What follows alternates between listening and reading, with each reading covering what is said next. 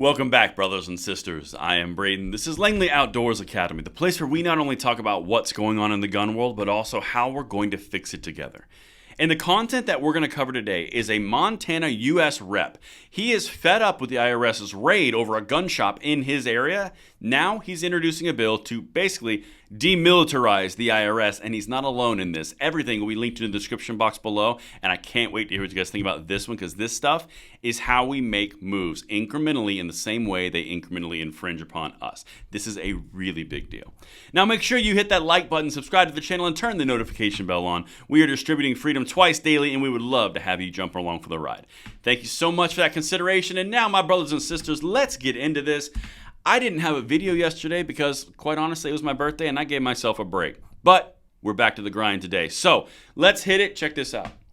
Exclusive. Representative Rosendale introduces bill to prohibit the IRS from purchasing guns after armed Montana raid.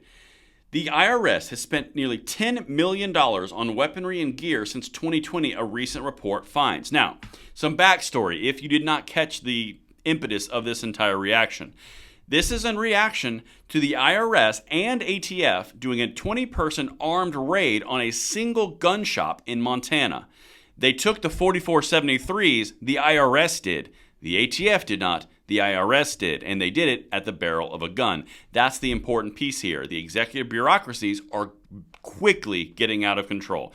Now, let's keep going and let me show you what they're doing, because while this may not pass the Senate or Biden right now, if this is on the agenda, that's a good thing. Check this out. Representative Matt Rosendale, Republican, Montana, introduced a bill Friday to prohibit the International Revenue Service from using taxpayer dollars to purchase firearms for its agents following the unexpected raid of a local Montana gun store. That's what we were talking about and we covered. The congressman introduced the, quote, "Why Does the IRS Need Guns Act" on Friday after 20 armed IRS and ATF agents entered Highwood Creek Outfitters in Great Falls, Montana, earlier in June and reportedly confiscated the personal information of customers who purchased a gun from the store. That's the problem. They took 4473s, which they are not legally allowed to do. That is personal information of gun owners. That's what you would do if you had a registry. Add it in the bucket, Jim. That's what we're talking about here. But the IRS being prohibited from purchasing more guns, that's a pretty good start in the right direction if this is the type of power they're going to wield with their newfound toys. Let's continue because, like I said, it may not be it right now, but this is on the agenda officially on the radar. Check out this quote. Biden's alphabet agencies have no business intimidating hardworking Montanans, Rosendale told Fox News Digital in an exclusive statement. Quote, "The weaponization of our government must end, which is why I'm proud to introduce the legislation to prohibit taxpayer funds from being leveraged against the American people." That's exactly right. But listen to where the guns would go that are already purchased. The new Republican-introduced bill would also transfer the IRS's arsenal to the GSA within 120 days, where it would be sold at auction to licensed dealers and general public, and transfer the Criminal Investigations Division to the Department of Justice. So not only would they have to audit off and sell off and auction off all the guns to the public and licensed dealers, putting the power back in the hands of the people, that entire Criminal Investigations Division, or the CID of the IRS, to the Department of Justice, where it should be. This is a bigger deal than a lot of people would initially say, because as it goes forward, this can be brought up again because Biden's not going to sign this. But it's important to show you where the representatives are. Now, Jody Ernst, the senator, this is also important because she did something very similar. She highlighted that the IRS reportedly spent $35.2 million of taxpayer funds on guns, ammunition, and military-style equipment since 2006, including $10 million on weaponry and gear since 2020, according to a recent Open the Books report.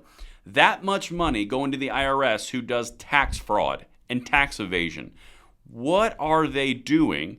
And this is the type of bill that would completely neuter them. Just like the ATF is getting smoked in the courts for infringements right now, the IRS should get smoked in a similar way because they don't need this type of power. It's extremely tempting, and absolute power corrupts absolutely.